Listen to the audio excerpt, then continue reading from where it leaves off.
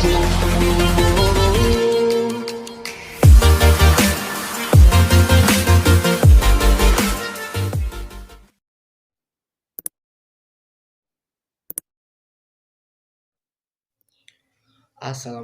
warahmatullahi wabarakatuh. Sebelumnya, izin memperkenalkan diri. Siap nama Ahmad Hidayat, kelas 11 TBSM 1. Di sini saya akan menjelaskan sedikit tentang sistem pengisian pada sepeda motor.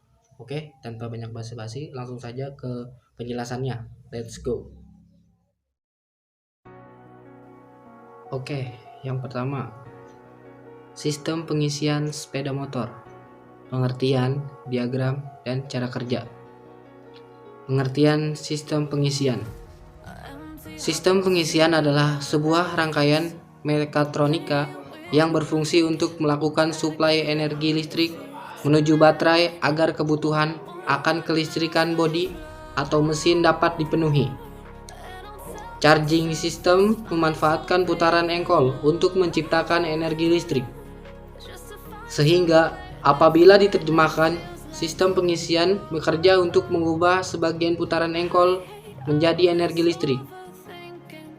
Prinsip kerjanya sama seperti generator, di mana ketika terdapat kumparan berputar di tengah medan magnet, maka akan ada aliran listrik yang mengalir melalui kumparan itu. Ini pun ada pula jenis-jenis komponen sistem pengapian sepeda motor. Yang pertama ada baterai, fuse, regulator atau kiprok, alternator, dan rectifier.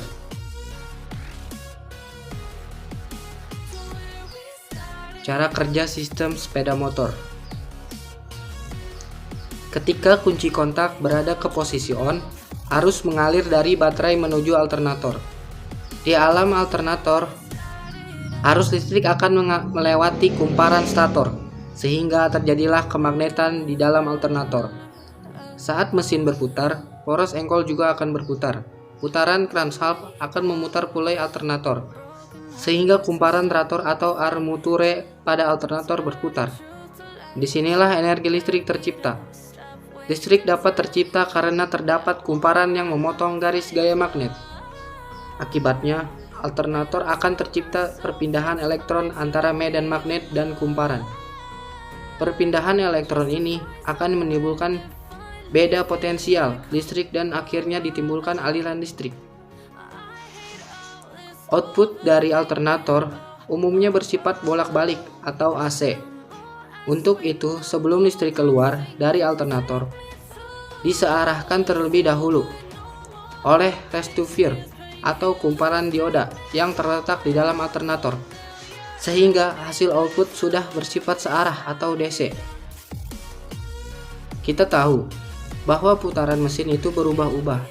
Ketika mesin berputar pada RPM tinggi, arus listrik yang dihasilkan juga bertegangan lebih tinggi dari 12 volt. Untuk itu, agar tidak terjadi overcurrent, rangkaian sistem pengisian dilengkapi dengan kiprok atau regulator. Output alternator yang telah bersifat DC akan dialirkan menuju regulator atau kiprok untuk menstabilkan tegangan. Output dari regulator yang akan digunakan sebagai energi untuk menyuplai semua beban kelistrikan. Namun, sesuai skema di diagram di atas, terdapat satu jalur dari alternator langsung menuju CDI unit. Hal ini sistem CDI pada motor memerlukan energi listrik yang besar seiring bertambahnya RPM, sehingga arus tidak dialirkan melalui regulator.